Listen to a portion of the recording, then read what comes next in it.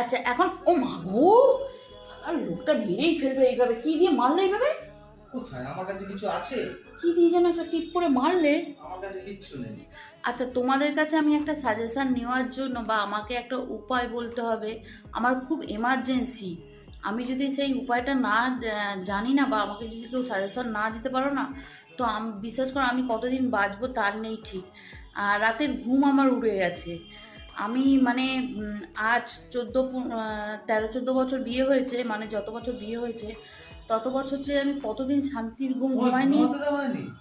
হ্যাঁ, ঘুমাতে পারিনি তার নেই ঠিক, কিন্তু এদানিং সে যেন প্রথমত এই ছাজা পোড়া গরম, তার মধ্যে হচ্ছে এই সমস্যাটা। আমাকে এই সমস্যাটাকে প্লিজ কেউ একটা সাজেস্ট করো যে আমি কি করব। সেটা হচ্ছে আমার বরের নাক ডাকা।